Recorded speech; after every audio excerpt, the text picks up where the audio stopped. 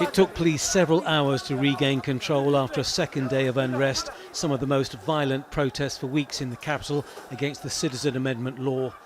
The fighting was in the districts of Jafrabad and Bajampura in northeast Delhi between Hindu groups who support the law and Muslim communities. They say the legislation is racist and discriminates against India's Muslim minority. We were all sitting here peacefully protesting near the Jafrabad school, and there was no provocation from our side. All the violence that happened took place from their side. The mob came and threw stones at the mosque. They've been making provocative slogans and speeches like "shoot the traitor." We have figured out that all this violence was pre-planned. They've actually called people to assemble, and there was a plan in place when they attacked us. It also seemed that the local police were on their side. Everyone had a weapon, some even carried a gun. They were the ones who threw the first stones. As the trouble escalated, a number of people were seriously injured and investigations into the deaths have begun. It's not clear yet who was responsible for the death of the policeman, but it underlines just how volatile the situation remains here, and it shows the deepening anger that still exists on both sides of this sensitive issue. This video seems to show Hindu protesters throwing stones while a policeman does little to stop them. These scenes show others setting fire to Muslim property. The video cannot be independently verified. The violence followed threats by Hindu leaders to remove a group of Muslim women whose sit-down protest has forced the closure of a major road. A mosque in Jafrabad was attacked and cars and homes were set on fire. In efforts to maintain calm, police have imposed emergency measures banning gatherings of more than 4 people.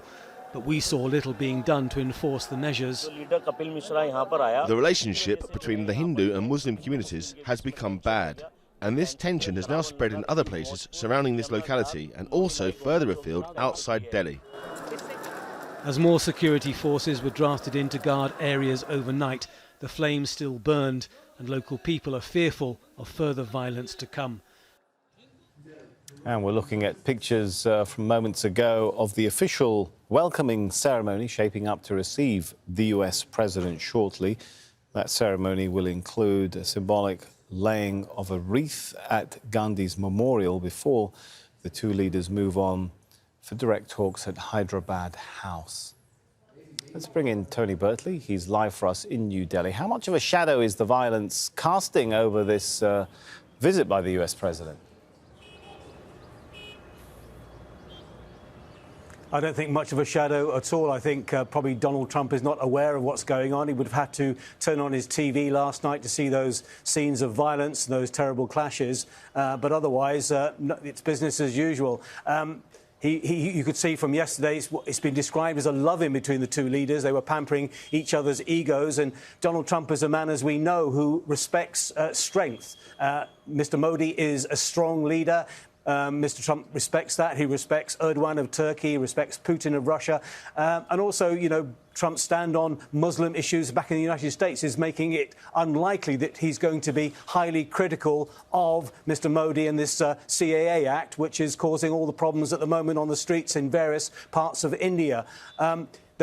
We are told by White House officials that he will raise these matters in private today in those talks with Mr. Modi, but he's not likely to be critical. As far as Donald Trump is concerned, he sees the world in a very simple way. I think black and white, good and bad, enemies and friends. And I think very much he sees Mr. Modi and India as a friend, and a very important one, as a buffer to China in this part of the world. So I don't think he's going to be critical at all of what's going on. He hasn't mentioned Kashmir, he hasn't mentioned the street protests, but he has mentioned about secular rights and the rights of minorities. But that is what you would expect to hear from him. All right, Tony Bertley there. Thanks so much for that.